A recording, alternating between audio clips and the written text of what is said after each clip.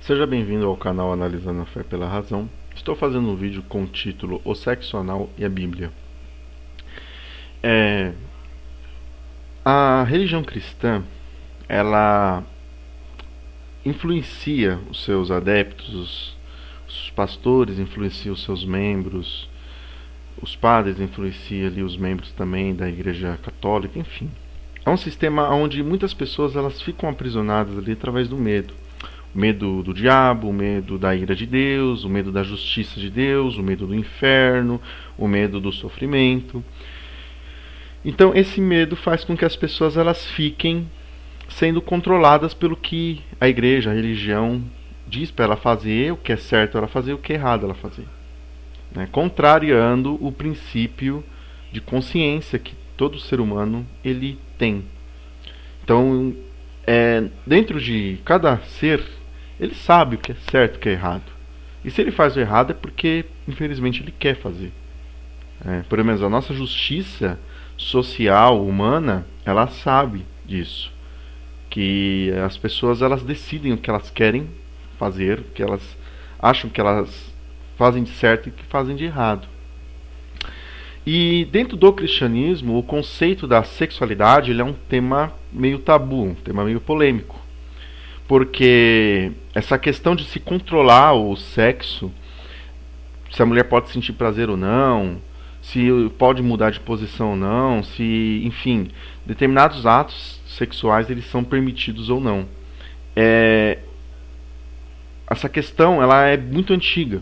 E um personagem dentro da Bíblia que ele é polêmico acerca da sexualidade é o dito apóstolo Paulo, tá? O apóstolo, conhecido como apóstolo dos gentios, aquele que não andou com Cristo, ele prega sobre um Jesus na qual ele nunca andou, certo? É bem diferente, né, o Jesus apresentado nas epístolas de Paulo com o Jesus apresentado nos evangelhos canônicos. E essa diferença desse Jesus mais moralista, um Jesus mais fiscalizador do que as pessoas fazem ou deixam de fazer, ele está muito calcado nas epístolas de Paulo. E uma pergunta que, como crente, ele vai ter medo de errar, uma pergunta que os cristãos, muitos crentes vão fazer é sobre a sexualidade, mesmo que um casal ele seja legitimamente casados no papel ou na cerimônia religiosa, eles vão perguntar se alguns determinados tipos de atos são permitidos ou não. Então, um texto que eu trouxe aqui hoje para ser analisado na nossa série sobre sexualidade aqui no canal Analisando a Fé pela Razão é justamente esse, sobre 1 Coríntios 6, tá? Do verso 12 ao verso 20. Até expus aqui, 1 Coríntios 6. Que esse texto ele é muito utilizado por alguns pregadores para falar que o sexo anal ele é pecado, tá? Então, o texto ele inicia da seguinte forma, até eu coloquei aqui pela versão NVI, você pode ler pela Almeida Corrigida Fiel, Almeida Revista Atualizada, a Bíblia de Jerusalém, uma King James, fica à vontade, quanto à versão da Bíblia. Lembrando que quanto mais versões você fizer um paralelo das versões no mesmo texto, melhor a sua compreensão. Eu sempre friso muito isso aqui no canal Analisando a Fé pela Razão. Então, vamos lá. Verso 12 diz o seguinte: tudo me é permitido, mas nem tudo convém. Tudo me é permitido, mas eu não me deixarei que nada domine. Verso 13: os alimentos foram feitos para o estômago e o estômago para os alimentos. Mas Deus destruirá ambos, o corpo, porém não é para a imoralidade, mas para o Senhor, e o Senhor para o corpo. Por seu poder, Deus ressuscitou o Senhor e também nos ressuscitará. Vocês não sabem que os seus corpos são membros de Cristo? Tomarei eu os membros de Cristo e os unirei a uma prostituta? De modo nenhum. Vocês não sabem que aquele que se une a uma prostituta é um corpo com ela? Pois está escrito, os dois serão uma só carne. Mas aquele que se une ao Senhor é um espírito com ele. Fujam da imoralidade sexual. Todos os outros pecados que alguém comete, fora do corpo os comete, mas quem peca sexualmente, peca contra o seu próprio corpo. Acaso não sabem que o corpo de vocês é o santuário do Espírito Santo que habita em vocês? Que lhes foi dado por Deus e que vocês não são de si mesmos? Verso 20. Vocês foram comprados por alto preço. Portanto, glorifiquem a Deus com o corpo de vocês. 1 Coríntios 6, do verso 12 ao verso 20. Bom, na sua versão da Bíblia, aqui no verso 16, tá, aqui na NVI está prostituta. Na sua Bíblia pode ser que esteja uma meretriz, tá, de acordo com a versão de Bíblia que você utiliza para fazer sua leitura da dita palavra de Deus. Aqui fala sobre alguns pastores, quando seus membros o questionam, devido ao medo de não desagradar a Deus, tá? Como se Deus tivesse vontade, como eu falo aqui no canal. De um modo geral, em todas as religiões, o homem cria seu Deus, a sua imagem e semelhança. No cristianismo, principalmente em todo o cristianismo, cada igreja monta o seu Deus, o seu Jesus, ou a pessoa do Espírito Santo, de acordo com a sua imagem, semelhança e interesses.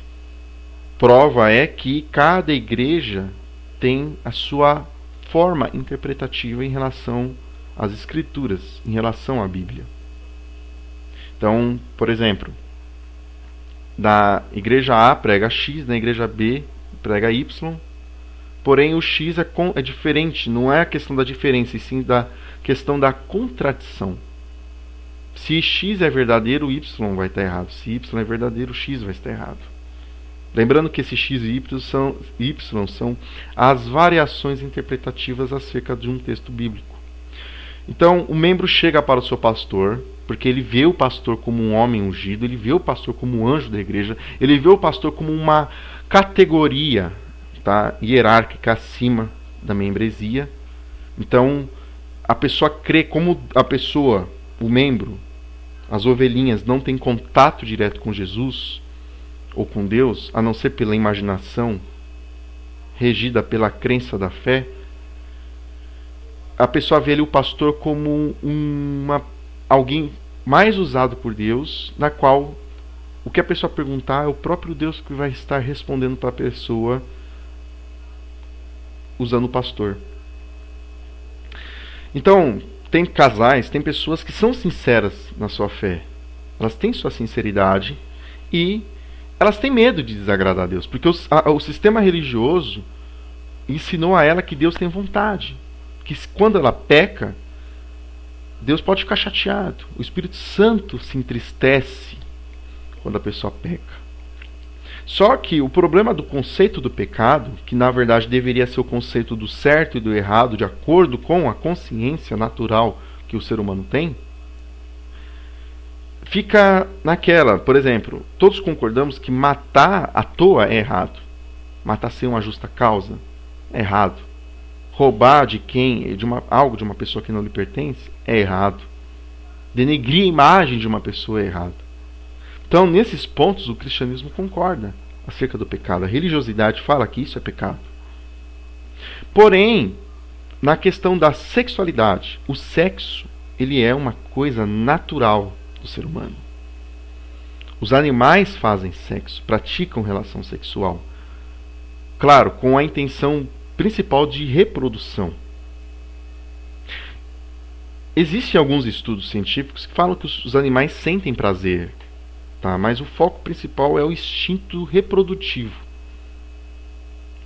Agora, o ser humano, que é um animal mais racional, que tem a capacidade de utilizar, né, fazer pinça entre o polegar e o indicador, coisa que os outros animais geralmente não têm esse poder, ele acabou criando a crença, né, no princípio de criação de um criador, de um Deus, e formata uma trilha, um caminho para se chegar a esse Deus.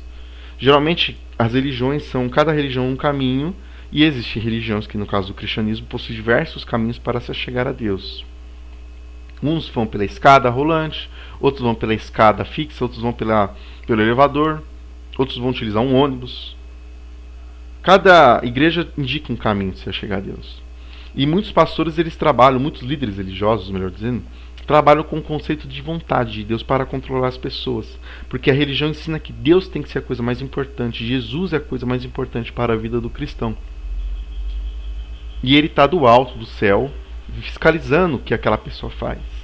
Então essa pessoa, a pessoa ela não deve fazer de errado, algo de errado, pecar, por exemplo, roubar algo de alguém, não porque ela não quer aquilo para ela, que aquilo é errado, de acordo com a consciência dela, e sim porque Jesus está fiscalizando o que ela está fazendo. E sobre a questão da sexualidade não é diferente. Então as pessoas, elas veem esses diversos textos bíblicos, principalmente os textos das epístolas do dito apóstolo Paulo. Paulo aqui no verso 18, ele cita assim, ó: fujam da imoralidade sexual. Esse texto de 1 Coríntios 6, do verso 12 ao verso 20, ele fala sobre a sexualidade. Aí na sua Bíblia pode ser fornicação. Aí na sua Bíblia esse verso 18 pode ter prostituição. Aqui na NVI, que é a versão que eu estou utilizando para fazer a análise desse texto, a expressão é fuja da imoralidade sexual. Só que vem aquela grande questão. É um termo muito abrangente, muito aberto, passível de diversos tipos de interpretação do que realmente é imoralidade sexual. Então, existem pastores. Primeiro ponto, tá? A Bíblia ela não vai falar sobre sexo anal ou oral de forma explícita. Não pratiqueis sexo anal ou sexo oral. De capítulo 1 de Gênesis ao capítulo 22 de Apocalipse, você não vai encontrar esse trecho, esse texto. Uma passagem onde Deus diz claramente: não pratiqueis sexo anal e sexo oral. Como também tem a questão do casamento, que eu já ensinei aqui, sobre a questão da relação sexual no namoro, no noivado. Eu expliquei aqui o que é fornicação, o que é prostituição. Está nos outros vídeos, você pode assistir para você aprender. Aqui os vídeos são desenhados, tá? Para que até cego veja e até surdo ouça.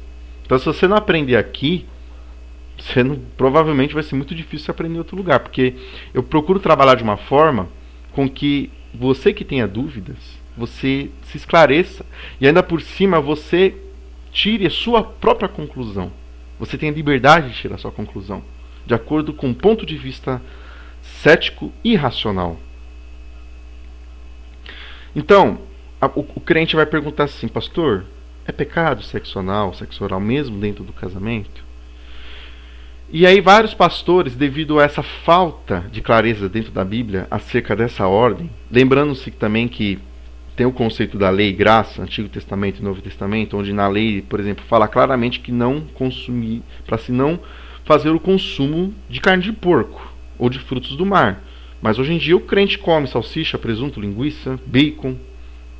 Ou seja, a Bíblia condena o consumo de carne de porco. Aqui que o crente justifica para poder comer carne de porco? Ah não, que ali é a lei de Moisés, foi abolida na cruz.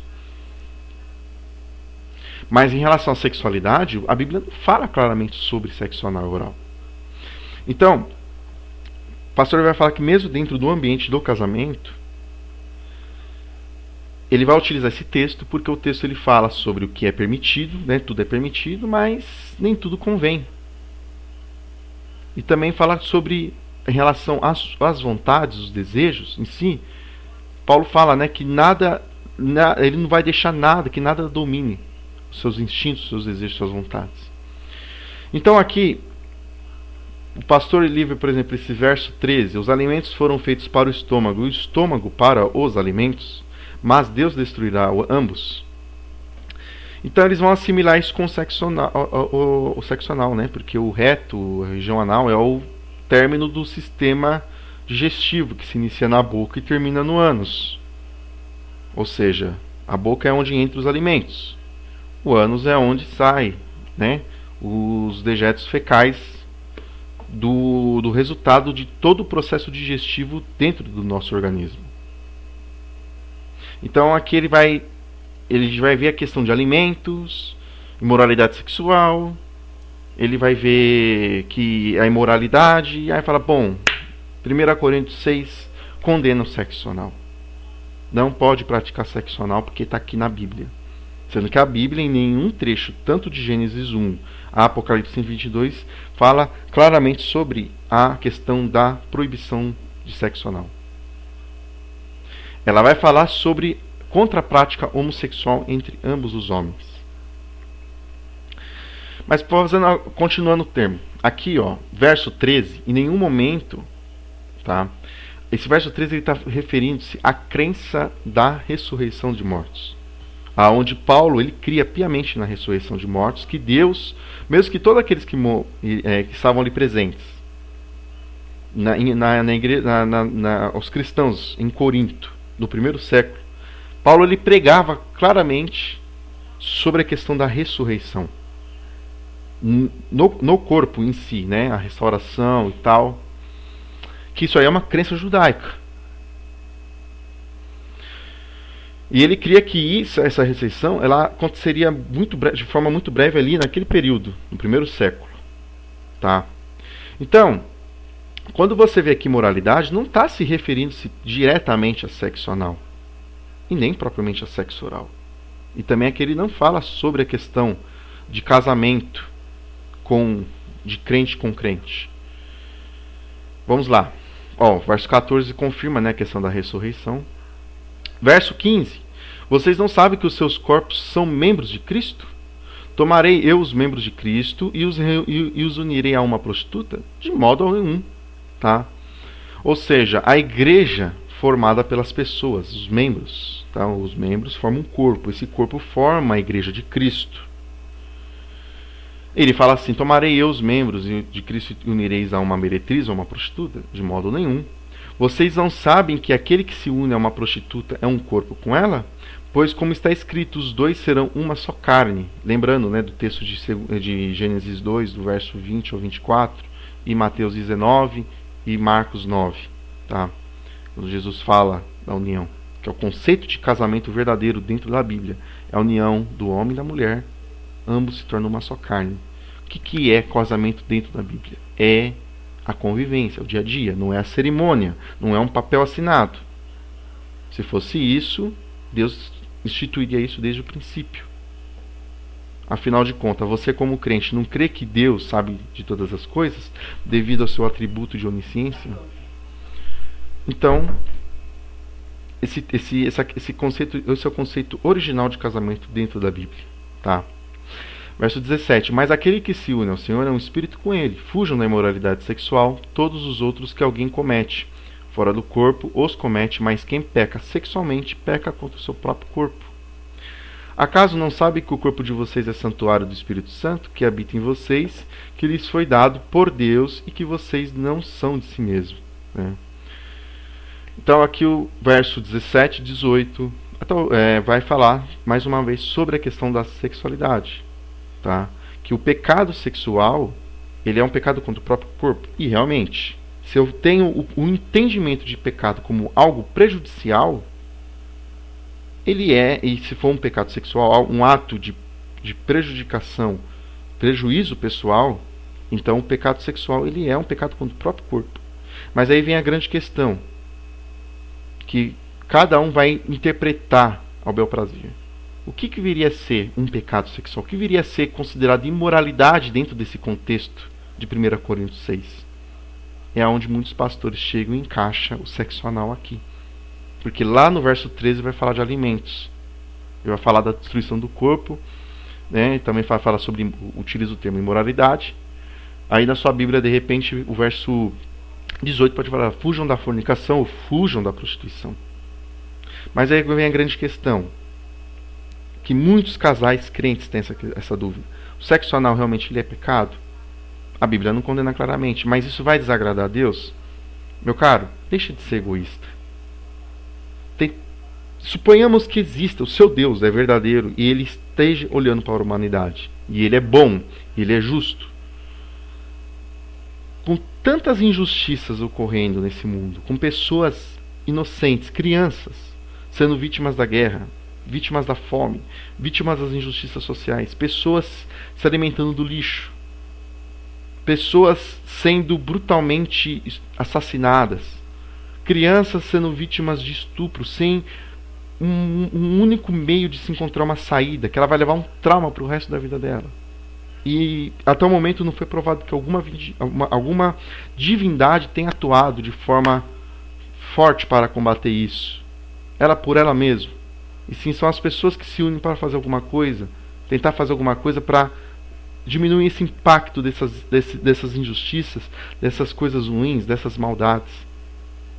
Se o seu Deus, que é bom, justo, todo-poderoso, ele não tem feito nada, isso não tem desagradado ele, e ele, como um Deus bom, justo, ele poderia fazer alguma coisa, por que você acha mesmo que ele vai se desagradar de você e o seu parceiro, ou você, rapaz, com a sua parceira, se quiser ter os desejos ambos, mútuo, em comum acordo, de praticar o sexo anal? Você acha que Deus vai deixar de olhar para todos esses problemas sérios da humanidade para olhar para vocês dois praticando sexo anal e ele se entristecer e ficar chateado? Ou de repente pesar a mão dele contra a sua vida? Você não acha que você está sendo um pouco egoísta demais? Para pensar um pouco. O seu nível de egoísmo. É isso que me chama muita atenção dentro do mundo religioso cristão. Principalmente dos cristãos moralistas. Então para pensar um pouco. Se um casal eles quiserem praticar sexo anal, quem tem que fazer uma orientação adequada é um médico, não é pastor. Procure um médico, procure pesquisar o que a ciência fala. Certo? E se ambos os casais quiserem praticar, como pôs aqui, ó, dentro do quarto de um casal cristão, pode tudo? Pode, problema deles. É o homem e a mulher que tem que se decidir. E até mesmo quem for no caso homossexual, tá? Eu não sou contra a homossexualidade, mas também não sou nada a favor. Mesmo eu sendo uma pessoa cética, mesmo eu sendo um cara descrente, mesmo eu não tendo prática de nenhuma religião. Eu não apoio propriamente o homossexualismo. Mas também não tenho nada contra. Se o cara ele é homossexual, ele gosta de outro homem e ele é uma pessoa discreta, seja feliz. Se a moça ela é homossexual, ela tem atração por mulher e ela é discreta, seja feliz. Se é dentro da intimidade, dentro de um ambiente apropriado, onde as demais pessoas não veem, tem um momento íntimo ali entre as duas pessoas, a pessoa tem que mais ser feliz do que parar de, porque Deus está vendo, porque Jesus vai ficar triste vendo isso aqui. Para, certo? Conceito de imoralidade sexual aqui é o sexo sem compromisso. É a prostituição, é que a relação sexual tem que acontecer com amor. Se não tiver amor, é prostituição. Se você não tiver um cuidado, um carinho, a preocupação, o afeto por aquela pessoa, tanto o homem pela mulher quanto a mulher pelo homem, é imoralidade, aí é prostituição. E é isso que os textos, principalmente os textos de Paulo, vão condenar. Se você quer seguir o apóstolo Paulo. Certo? Agora, mesmo que você de repente não é casado, mora junto, ou namora, ou noivo, ou tem um noivado, se vocês praticam relação sexual e quiser praticar sexo anal, se ambos concordar, tome os devidos cuidados que a ciência, a medicina orienta e vai ser feliz. Para de ser egoísta, de crer num Deus que ao invés de se preocupar com as coisas sérias do mundo, está preocupado em fiscalizar o co alheio de crente. Por favor, poupe-me, né? Esse vídeo será acrescentado na série sobre a sexualidade aqui no nosso canal. Se você ainda não é inscrito, gostou do vídeo, se inscreva-se no canal, deixe o seu joinha. Alguma crítica, dúvida, elogio, sugestão, ou uma correção, ou alguma refutação, os comentários estão abertos. Eu procuro cada comentário ler, analisar, responder, certo? E quero agradecer a todos que têm acompanhado o trabalho. Se você tem Facebook e ainda não curte a nossa página no Face, deixa o seu curtir lá na página no Facebook, Analisando a Fé pela Razão. Muito obrigado a todos e paz.